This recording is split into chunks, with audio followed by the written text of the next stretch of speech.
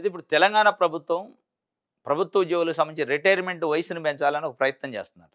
ఒక 3 ప్రపోజల్‌తోని ముందుకొస్తుందట. ఇప్పటికే కేసీఆర్ గతంలో చేసిండు. 58 సంవత్సరాలు రిటైర్మెంట్ వయసు ఉంటే 61 చేసిండు. 3 ఏళ్ళు పెంచిండు. రిటైర్ అయినోళ్ళు కూడా ఇంటి నుంచి మళ్ళొచ్చి ఉద్యోగం చేస్తారు. ఇప్పుడు 61 నుంచి 63 చేయాలనా? 65 చేయాలనా? 66 చేయాలనా? ఇట్లా ఏదో 3 ప్రపోజల్‌లు పెట్టారట. ఏంది కారణం? అంటే రిటైర్మెంట్ అయ్యే ఉద్యోగులకు బెనిఫిట్లు ఇయ్యాల్సొస్తుంది. రిటైర్మెంటు 2024లో ఒక 10,000 మంది అయ్యారు. 2025లో ఇంకో 10,000 మంది అయితారట. 9,000 చిల్లర. ఇట్లా సంవత్సరం ఒక 9-10,000 మంది రిటైర్ అయితుండ్రు. వాళ్ళకి రిటైర్ అయినప్పుడు ఇయ్యాల్సిన బెనిఫిట్స్ ఇయ్యాలి, పెన్షన్ ఇయ్యాలి. ఇస్తూ మళ్ళా రిటైర్ అయిన ప్లేస్‌లో కొత్తోళ్ళని నియమించాలి. ఈ డబుల్ బర్డెన్ అయితుంది కాబట్టి ఆ బర్డెన్‌ని తప్పించుకోవడానికి ఏం చేస్తున్నారు? రిటైర్మెంట్ వయసు పెంచుతారట. అంటే మరి ఏం చేయాలి? నిరుద్యోగులు ఏం చేయాలి మరి? అనేది ఇవాళ నిరుద్యోగులు పెద్ద ఎత్తున ఆందోళన చెందుతున్నారు. అసలు 60 సంవత్సరాలకు ఉద్యోగం చేయటమే కష్టంగా ఉంది. ఏం పాఠాలు చెప్తున్నారు? పాఠాలు చెప్పేటోడైతే పాఠాలు, పంతుల్లో అయితేనే పాఠాలు చెప్పాలా. 60 సంవత్సరాలు వచ్చిన ఇప్పటికే 40 వస్తేనే షుగర్లు, బీపీలు వస్తున్నాయి. ఇవాళ ఉన్న మనకి వెదర్ కానీ, వాతావరణం కానీ, తినే ఫుడ్ వల్ల. షుగర్లు, బీపీలు 40 ఏళ్ళకే సహజం అయిపోయింది. ఇక 60 సంవత్సరాలు వచ్చిన ఆయన వణుక్కుంటా ఆడ పోయి పాఠాలు ఏం చెబుతారు? 60 సంవత్సరాలైన ఒక ఎంఆర్ఓ ఎక్కడ ఫీల్డ్‌లో తిరుగుతురు? 60 సంవత్సరాలైన ఒక ఆర్డీఓ ప్రజలకు ఏం సేవ చేస్తారు? 60 సంవత్సరాలైన ఒక ఇంజినీరు ఏం ఇంజినీరింగ్ నైపుణ్యం అంటే ఎట్లా హెల్త్ కోఆపరేట్ చేస్తది? ఇప్పటికే 61 ఉంది. మీరు 65 చేస్తే ఎట్లా అసలు? ప్రజలకు న్యాయం ఎట్ట జరిగిద్ది? అంటే మీ యొక్క స్వార్థం కోసం మీరేదో వాళ్ళకి బెనిఫిట్లు ఇయ్యాల్సొస్తది. వాళ్ళ క్లెయిమ్ క్లియర్ చేయలేక. అంటే బురదలో రాయేసుకొని ఒడ్డెక్కే కార్యక్రమం అటు కేసీఆర్ చేసిండు. మీరు చేస్తున్నారు. ఆయన ఇయాల 55 నుంచి 61 చేసింది ఎంప్లాయీస్ మీద ప్రేమతోని చేయలే. బెనిఫిట్లు ఇయ్యాలి, డబ్బులు లేవు. కాబట్టి మొత్తానికి ఇటు కేసీఆర్ అయినా, రేవంత్ రెడ్డి అయినా నిరుద్యోగులు గొంతు కోతండ్రు. అటు ప్రజల గొంతు కోతండ్రు. ప్రజలకు సరైన విద్య అందాలన్నా, వైద్యం అందాలన్నా, సర్వీస్ అందాలన్నా, మంచి ఆరోగ్యవంతులైన వాళ్ళని ఎంప్లాయీస్‌గా ఉంటే అందిద్ది. వాళ్ళకి 65 సంవత్సరాలు వచ్చాక ఓపిక ఎక్కడుంటది? ఎట్లా ప్రజలకి సర్వీస్ చేస్తారు? మాకెందుకు ప్రజలకు ఏం చేస్తే ఎందుకు? ఏదో డొల్లియాలా, బురదలో రాయేసుకోవాలి, ఒడ్డెక్కాలా. మేమున్నప్పుడు మా సంగతది అనే కార్యక్రమం చేస్తున్నారు.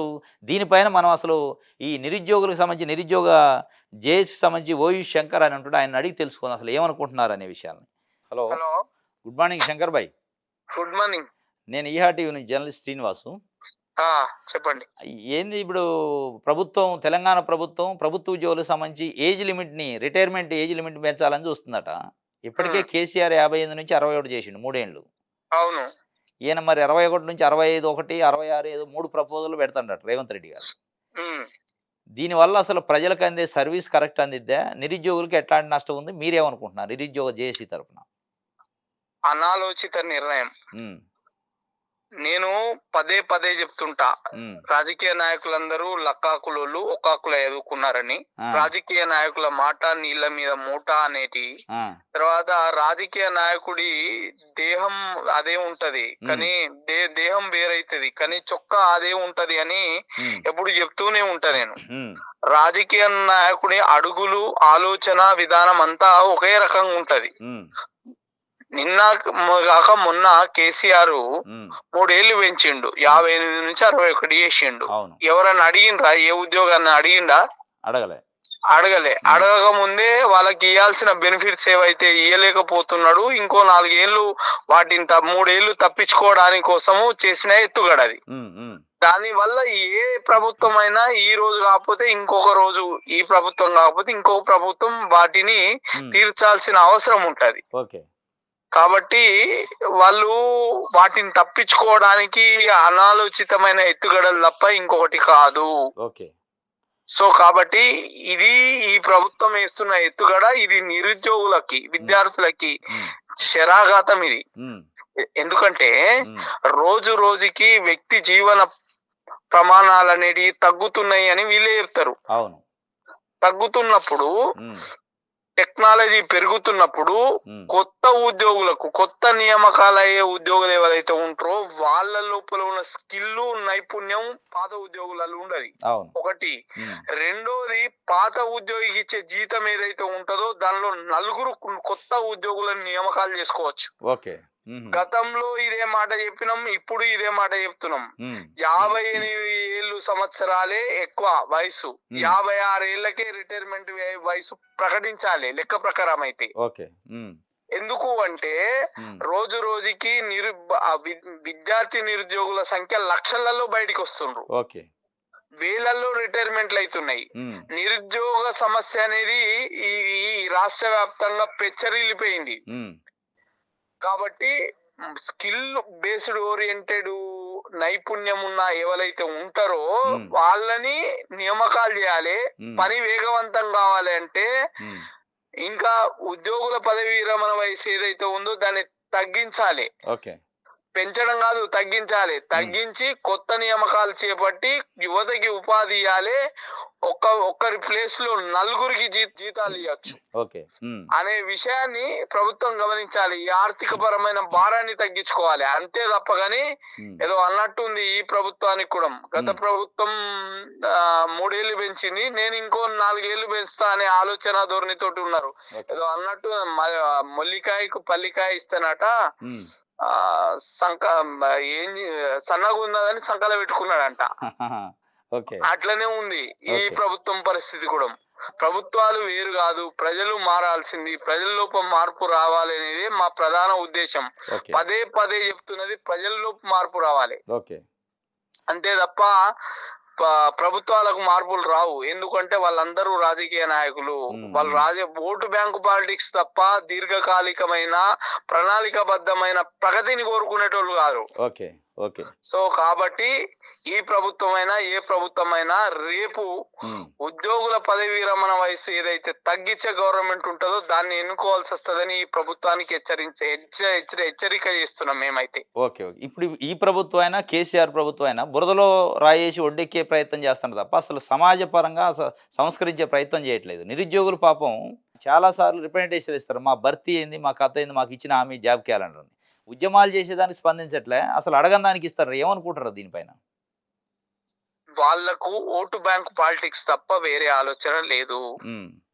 వాళ్ళు ఎట్లా ఓటు బ్యాంకుని పెంచుకోవాలి, ఏ రకంగా ఓటు బ్యాంకుని మనం మనకు అనుగుణంగా మలుచుకోవాలన్న ఆలోచన తప్ప వీళ్ళకు వ్యవస్థాగతంగా వ్యవస్థీకృతంగా వీళ్ళు ఏం చేస్తారు, వీళ్ళ దగ్గర ఏం విజన్ ఉంది. ఉచితాలని ఎరేసి అడుక్కున్న ప్రభుత్వం ఇప్పుడున్న ప్రభుత్వం.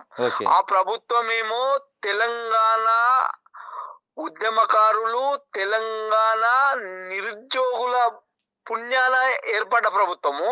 ఈ ప్రభుత్వం ఉచితాలను ఏరేసి అడుక్కున్న ప్రభుత్వం, ఉచితాలను ఏరేసిన ప్రభుత్వం కదా. వీళ్ళతోటి ప్రగతి బాటలు ఎట్లొస్తాయి? నువ్వు గవర్నమెంట్ ఎట్లుండాలి అంటే ఒక వ్యక్తిని స్వశక్తిగా తయారు చేసే రకంగా ఉండాలి. నేను కొంత సబ్సిడీ ఇస్తా, నువ్వు కొంత పెట్టుకొని పని చేయు అనే రకంగా వాని కాళ్ళ మీద వాడిని నిలబడేలాగా ఎదిగేలాగా తయారు చేయాలి. అలాంటి ప్రభుత్వం ఏదన్నా ఉందా? నేను బుద్ధెరిగిన కాడ నుంచి అట్లాంటి ప్రభుత్వాలు ఏవి కనిపించడం లేదు. బుద్ధెరిగిన కాడ నుంచి, నాకు బుద్ధెరిగిన కాడ నుంచి ఒక వ్యక్తిని స్వశక్తిగా తయారు చేయడానికి ఈ ప్రభుత్వాల దగ్గర ప్రణాళికలు లేవు, పథకాలు లేవు, ఏవి లేవు. ఉచితాలు ఇవ్వాలి, ఇది అన్ని ఉచితం ఇస్తే ఇక మరి ఇంకా మనం ఏం చేయాలి? గాడిదలు కాయాలా, గడ్డి వీకాలా? కాదు కదా. మన ప్రభుత్వము ఒక విజన్ ఉండాలి. మన తల్లిదండ్రులు ఏం ఆలోచిస్తున్నాయంటే, అరే భవిష్యత్ తరాలు బాగుండాలి, నేను సాక్రిఫై చేస్తే నా భవిష్యత్ తరాలు బాగుంటాయని ఆలోచన ధోరణి, ఆలోచన దృక్పథం ఉండాలి. కానీ ఇప్పుడున్న ప్రభుత్వాలకి ఎట్లుంది, నేను ఈ పూటకు ఇలా రాయేసి దాటిపోతా, కానీ బలమైన వారధి నిర్మిస్తా అనే ఆలోచన ధోరణి దృక్పథం ఏం లేదు. రేవంత్ రెడ్డి కావచ్చు, కేసీఆర్ కావచ్చు, కిరణ్ కుమార్ రెడ్డి కావచ్చు, చంద్రబాబు కావచ్చు, రాజశేఖర్ రెడ్డి కావచ్చు, ఎన్టీఆర్ కావచ్చు, వీళ్ళందరూ ఒకాకుల చదువుకున్న వాళ్ళే. కాబట్టి ఒకాకుల చదువుకున్న ఈ లక్కాకులకి బుద్ధి బుర్ర తక్కువ ఆలోచన తప్ప, బుద్ధి లేని ఆలోచన తప్ప ఇంకేం ఆలోచనలు వస్తాయి? చివరగా నిరుద్యోగులకి ఏం పిలిపిస్తారు మీరు భవిష్యత్ కార్యాచరణ దీనిపైన? స్థానిక సంస్థల ఎన్నికలు పెట్టడానికి కులగణనాని, తర్వాత బీసీ గణనాని ఈ వంక పెట్టి సంవత్సరం పొడుగు తాపినరు. పల్లె ప్రగతిని, పట్టణ ప్రగతిని ఆపినరు. ఈ ఈ ఈ ఓటు బ్యాంక్ పాలిటిక్స్ కోసం ఈ కొత్త కొత్త పథకాలు తీసుకొచ్చి కొత్త కొత్త ఆలోచనలు తీసుకొచ్చి నిరుద్యోగుల ఉమ్, జీవితాలలో మట్టి నింపడానికి కోసం ప్రయత్నం చేస్తుండ్రు. ఉమ్, వీళ్ళంతా తేడా కాదు, వీళ్ళంతా తేడాగాలే. వీళ్ళెవ్వడు ఉమ్, నిరుద్యోగుల మీద, విద్యార్థుల మీద, ఉద్యోగుల మీద, ఉమ్, సగటు ప్రజల మీద, ప్రజానికం మీద వీళ్ళు ప్రేమ ఉన్నోళ్ళు కాదు. ఉమ్, ఉమ్, వీళ్ళకి కావాల్సిందల్లా వీళ్ళు ఎట్లా వీళ్ళ రాజకీయ అధికారం కాపాడుకోవాలనే ఆలోచన తప్ప వేరే అయితే లేదు. ఉమ్, ఉమ్, ఉమ్, కాబట్టి ఉమ్, మనము ఉమ్, మనలోంచి ఒక నాయకుడు రావాలి, ఓకే. మనం కోరుకున్న నాయకుడు కావాలి. ఉమ్, ఓకే. ఇట్లాంటి నాయకులకు ఓట్లేసి, ఉమ్, ఎందుకంటే స్థానిక సంస్థల ఎన్నికలే వాళ్ళు లక్ష్యంగా ధ్యేయంగా పనిచేస్తుండ్రు. ఓకే. కాబట్టి వీళ్లకు విజన్ అవసరం లేదు.